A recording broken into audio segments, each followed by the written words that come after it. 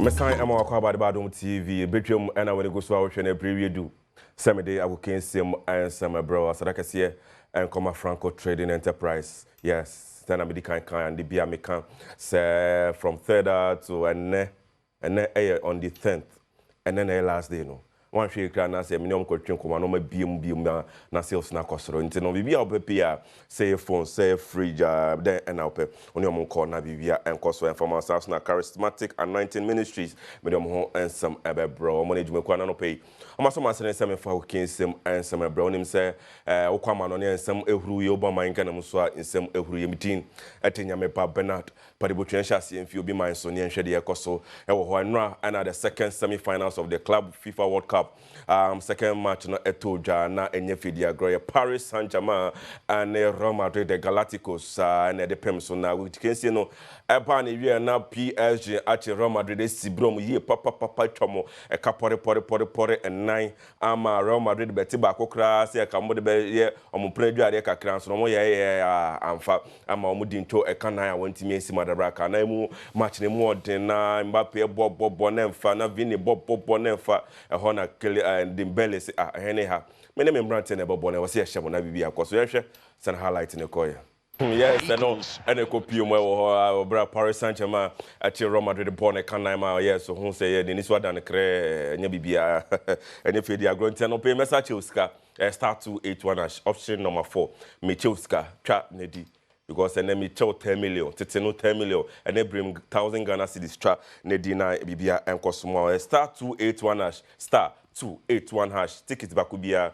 5 Ghana cedis tra the discount of pay now bottom any day because whether no you see there whether no send now whether na ye no send now whether na ye no also nya kakra gu bottom be ma so de wonya sika otisi odwanti ntino si amba no so omani abre on person so mo dibi na omo nkoye bra ene David anka David si Adom so meja isa de nti omo dem ho agim ti si amba di dodo na nti be ma mo fa ho agim wa so ebe hye esa baby girls no esa no omo ba no mo komachi because kakra ni ho nti twa ne dia star 281 option number 4 Adom TV twa ne die no pay may draw na when this can be akoso na yemfi club World Cup ne consent fu from ayenda in infantry women Africa Cup of Nations and also matches na no dodo na etoja wa bra dia Congo etra ha ma Morocco e born e kan na team mienu sanso na Zambia your former Black Queens coach Nora Hoptel on the Kuta team no watch Senegal born e kam yensan ma Senegal for team mienu omo won say Zambia for jino mo na so ye papa ntino and then matches e betoja no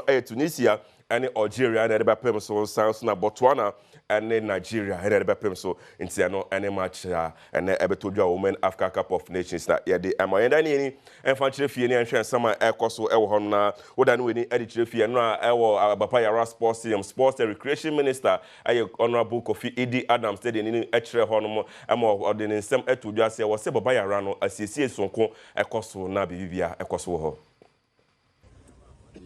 We will take the report. So critically the machine to pump the water because the pitch is critical. We have to get clearance from a CAF. We have to do something about the safe zone immediately so fans cannot in any way have access to the players or to see the government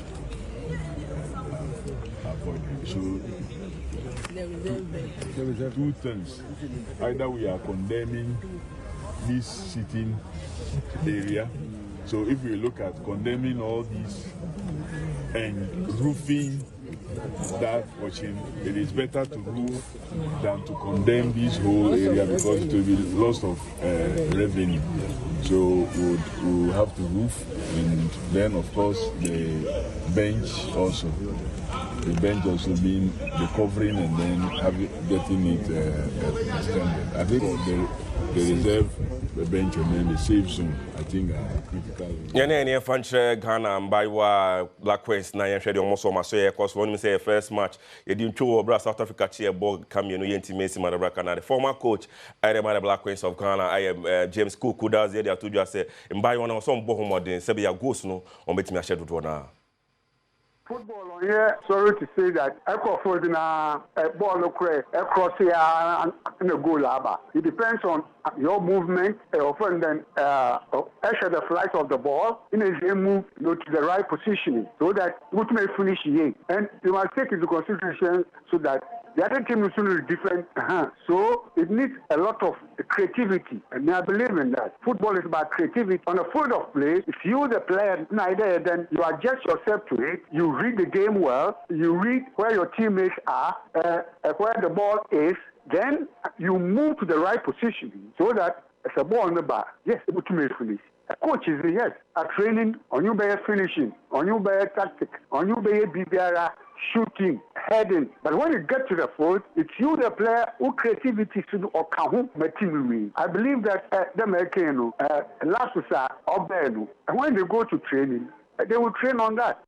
Make a formal tagging is the amount of pay bo a go boso na nyanu drew woman and only here money pediano because it's your weather no I style being in a one here and drew and pay for the betu just say weather is here they no cool David into no this all yare draw and I say in some make for the amount I am more tagging is GB Gobo na be so and the 2025 Wafu Zone A and B Championship and a 20 no air chassis or my gun and prom and I told you the Black Stars Light of Ghana and Nigeria and be fedia grohanye fedia grokra na tia kan oh pram 3 p.m. sharp and Agokansie no ebeto dwana Dismantle affair head coach and the Black Satellite of Ghana they told you say we opener na mo mbebo ho modin ye.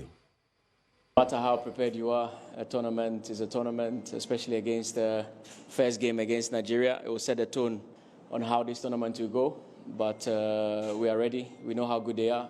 We know how incredibly hungry they are as a nation and as a squad, so we'll be ready. We'll be ready against them tomorrow, and especially after what happened in Togo in the final against them. We know that it's going to be a very interesting game. No, I think for us the most important thing as well is after what happened in Egypt, where we're hoping to qualify to the World Cup, we also have to show how hungry we are. We still have something to prove to the nation as well. That the squad is a very good team, and we've been building on this. Yes, I know. And some of this one of attitude. Now, when him say start 281 ash, start 281 ash. Me baba your drone, director. Shana yeah drone me na because me say nkofo no. Omo mo twa na me wan hwa na my drone now. Me start 281 ash, director. My menya drone start 281 ash. Me be yentini for phone, 5 phone twa because me nkofo no because time kakra director say me ntwa be 2 minutes bi ansa. Na menya drone nti mpacho twa na me drone wan ka chem say dabi me mpacho nti twa star 281 hash star 281 hash option number 4 Adom TV and ebe che oscan na bi akoso and na fan che phobia as folk a share look at kana na onim say as folk eguso phobia eguso de ka o an has eguso de ka omutie bi na ka be so ba na and some abeto dwane say as folk for former player and Francis Ajete and so asema be boom na also has for the car na kwabna sapon e wan se mu enchiremu. Glorious Accra House of Folk, Asiedu Ketekenananom, Egusua, Wakun one transfer, Kono, Esanse, and found Sananuya, Wetimi Ekotuya, New Edubiasi United FC, Bobo Kono, Eka, now the one, $70,000, we also my bedu $38,000 in Nechino, Esanse went to me and meet Court of Arbitration for Sport, Cars, one that liar, Washadima won, so won't to one former player, Francis Ajete, Car, now the Ninti, and they want to me Sani player for Frobia Bu, Sobaka. Court of Arbitration for Sport, Aircars, Ashe Bobo Quimpen for Sir Ebedu, Town Sabosumeda, Atoson Son Wafimpinu, near Dunimimuno. Now, Sir House of Bobo Kui, Etimetia, our former player, Ika, now I didn't now so Samino Kase went to me entria 106,000 Ghana cedis. And Kane, Yabakano 1.6 billion. No, Esansa went to me entria Francis Ajete Kainti, one to me and Sunny play Bia, and free fee, Air Ghana, hey, and Ampo Amanone, House of Folk companion for ASA, and Ka Enko see Town Sabos. De Tosudu Bako, July 11th, dear Nanka Branty in 3 tranches. Umbetuane Cano, Amwadi Won, Nanso, Francis Ajete, and so Yen said Debbie, or Tiasia, Enye, Womuntua car, Omdini na Preco. Na Yani disasem yachi, Sa Brantan Bedia Tumu, Sir House of Bobo Conin Penny for, Woman Entuano in tranches, and now simple, Preconoa Wakas or Bedinono, San or Bedinono, Yebefuma Bebiano, Yamawaso, and Siwahon. The every few more baby, I know your mind was so and see our hona be so no na when him say charismatic anointing ministry. I mean in a freedom time prayer partner and I'm off to side for us Sunday, Monday, Tuesdays, and Wednesdays midnight to be our money bompire Reverend Bernard Owuswansan on bompire na be so I say me I make a open munchi mu bia and so person offer or so for now ni twin come 0244115618 0244115618 na share there on any between come na bia akoso area ma e won pai bom na onim say WAFCON minutes ene de de ma oni Yamau Akwaba Edoba WAFCON minutes.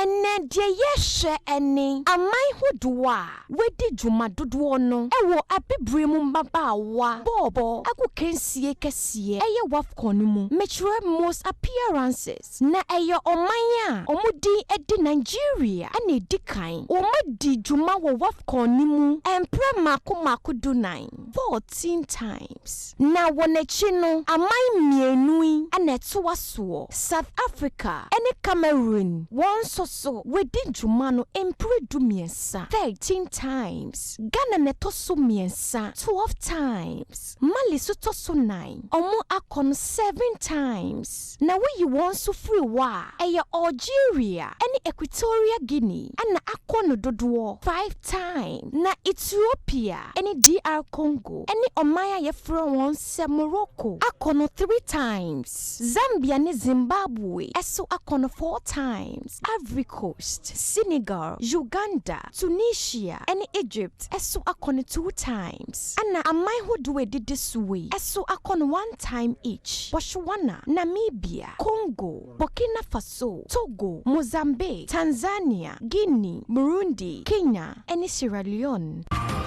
There no any WAF comment in there yet bro na menya ntia my former headmistress me ye papa Madam Katrina Akwa former headmistress was in Paul Methodist Church or Winneba yes na me sure ye papa na bia enkoso e ma na Mesaka Evans Pabana Sapon Ewa the sports analyst on him say Nra and the second semi-finals of the Club FIFA World Cup to Ja Wambra or say Chelsea and Paris Saint-Germain and the Rebecca finals no kind of I'm saying a draw na fa na CCC na kota ta bokuto na to it will be a question come down memo wa fa na no so funny we are the na ko CCC Adom and no match no final kind Chelsea to the finals about Real Madrid and normally lose to Paris Saint-Germain 4-0 and it was very huge defeat at the moment in this tournament almost they in lose 4-0 that access of the game and now who say right mamena was say live on Adom TV abuja say you kowramu FIFA Club World Cup ni mu ever since we were quarter finals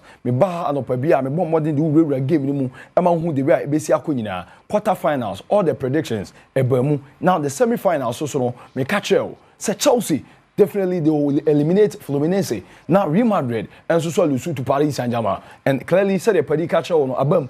It's not because they be a say you analyze the game, or your materials are at hand. And my 2 teams, you know, and I'm checking the tactical brains are on me a Juma de Mono. Why? And a master tactician on the you can't say in the day, your game, you know, we have 2 coaches, wine and the tactics, ever coming to the party, and then all things being equal. Now the general can say, okay, team way, and I'm here bearing. So clearly, another game, you know. Real Madrid bobo kono utimu say na nya dia omo coach Xabi Alonso Olano obetimi run Dede Luis Enrique Martinez Garcia Lucho he seen it all at FC Barcelona na no na time ni wo na me cheche mi kire say 6-4 no na nko panye ka to ne bro Ojibi aside Guardiola any Hansi Flick o me na Ojibi da Guardiola with Barca and then Hansi Flick with Bayern Munich but o check owura we dia Supercopa de España Gerard Piqué by the bow Emma red card inti against Atletico Bilbao o so je 4-0 Estadio Mama me Bariano and then we check his time you know and the kind of players are all you say yeah Real Madrid for no na omuntimi gina firepower no abra on the near so person just 6-4 no now ukoremu anu the only miss and no we are starting lineup at na onim no brand na okoje red card and so omo quarter final game on body tia Bayern Munich that is William Pacho but oni ho a ntifu ni wa pagya for Lucas Berardo came in, he filled the void for them, and now they go beyond the Eto Martinemu. Abrantes, Awas Marcos Correa, Marquinhos, and then the best fullbacks, the best 2 fullbacks I was so, and so you need to Enrique or PSG. Look at Ashraf Hakimi, who has been involved in every competition. Paris Saint-Germain this season, Omabo, say playoffs, say quarterfinal, semi-final, knockout stages. Ashraf Hakimi is there. Nuno Mendes is also there, giving you all the runs, in-swing crosses, the incursions, and the what we call defensive splitting passes. These fullbacks will be giving them to you. And Real Madrid for the first time, since November 2003, Sevilla in the La Liga. And yet, they show about 24 minutes. Now, Utimis or Marco Citizen 3 goals. And no ABC. Osman Dembele, about the first player since 2002 2003. Or Babesha Real Madrid, and also involving 2 goals as of 9 minutes against Real Madrid. A child say, firepower, any players now, who are Luis Enrique, Ucrano, and now Real Madrid company, and again, defensive backline of Real Madrid, and now a branch said in Hoyson, no, Mkofano. Edin free England, eba Crystal Palace and no new one. Why? Because a brand terrace Raul Asensio. Paddy of late, a brand telling you day, and to new Rudiger, money all the time of bar. There is some sort of misunderstanding and then lack of communication. And showing you there's no team bonding chemistry there. So and now team say looking at the kind of high intensity pressures are every free Paris and Germain. Before I mean, also and first 2 goals, no defensive error. And Asensio and Rudiger. And it was so clearly that particular miss now. Omunya was in Hoyson. Red card, no, that red card was needless. The guy shouldn't have gotten that red card. And Massa game, we are in a big game. Eddie Mario Madonigo. But so here from goalkeeping department, and compare the attacker, PSG and no more the right materials other than Real Madrid. Look at goalkeeper Gianluigi Donnarumma in terms of say saves. On only the 92.3% in the FIFA Club World Cup, the best so far. And the big games in the also ultimately pick clean sheet against Inter or Champions League. Almost 5-0. Now no more against Atletico Madrid or FIFA Cup World Cup, almost 4-0. Bayern Munich almost 2-0, and now against Real Madrid 4-0. It also says PSG players in baby big games in Omiyomo. Yes. Osman Dembele, the least talk about him, the better. Because watch so all the big games on board Champions League, even in the League N and of course in the FIFA Club World Cup, no, 2 goals involving as of 9 minutes game. So I think PSG they were the better side and there's no debate about this. Finals, Paris Saint-Germain, Chelsea, your take on it, 30 seconds. PSG are the winners of the FIFA Club World Cup in advance. Why? Because like I'm saying, if you look at Chelsea, team now Enzo Maresca are putting it up now. Yes, you cannot say they are not good. When Chelsea are winning a UEFA Conference League, many pundits, connoisseurs, and bookmakers of the game, and I know Moka say Conference League, but look, team now opening up body assemble and you're bad. But they need to play together with the inclusion of Joao Pedro, Guerra, de Jesus. They need time, so but against PSG team need order from the goalkeeping to the attack. Omnia started, they know what they are about. Chelsea, they are still trying their best. Next season, but PSG, nobody can stop them. They are unstoppable. And Luis Enrique Martinez Garcia Lucho, if we win the sector pole and go and you can say ask himself to the list of Guardiola and that of Hansi Flick, and yet, it's PSG, and I mean, we say, baby, agree. FIFA Club World Cup, new format here, and by for the right, fantastic analysis by Ivan Skwapina Sapons, the sports analyst, and our then in Musemoto, so can say PSG and Chelsea never finals, and of course, or kind of so no, Afa, and fantastic analysis. We say, oh yeah, analysis. I was so anyone be to form now. Oshe game ni now cannot be via a beam. Even but I say no pay. So join them. Inti me here draw. Start to wait 1 hour. Me count it down. Until interest. Like I say, and come more talking is some more and I said okay. We are seeing now. Yeah, the me pacho me count it down. No, into no me try 5, 4, 3, 2. Witra, me who say Witra the idea 1. Director, me also. Hey, and number way biom. Number way and no D and aname boy. 0240 and only 690. Because my man they say but 0240 490 the twice on wo. Nanti says 0240 0540 no for no me cameraman on na no and time mo kra o ochina Ochina, why? Ochina message chase cantino. That be, in fact, me chase cano, me fear scan your message into the Guswe Tramemo Abemumbu, dear, and Yama Bema, Abemumbu, and Yama Bema, and Pensemu, Eba, Ebasa the drawback was at all, 1,000 Ghana cedis, into also trap, Trinity, because Abemumbu, dear, any home money pa.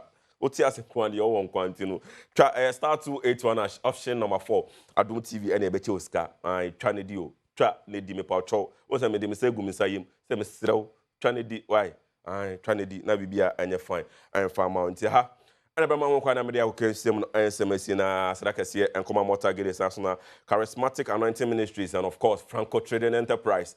Phones papa no phones ben out TV ben out refrigerators ben out chat freezer ben out no more train come showroom bia obeko bia no e wo ho na wi akos wonya bi na sika no sisi ade da form boko wonya me fi ha pe na health tips to us na the fancy doll e the entertainment so ko bro enye fidi agro the fancy doll ene ono na ebesidwa na ode bibia akos na onim say next month and graduation eba so St. Paul Methodist school Winneba until bibia bekoso meba ho na me formal school bibia fine na ya start bia until GSS 4 and class 1 for bibia be fine mama why I made him pay for kukudam and eba na bia koso ha edeba ma ho kwa na me dia Agokansie no ansem esimdin etinya meba Bernard Padibotre.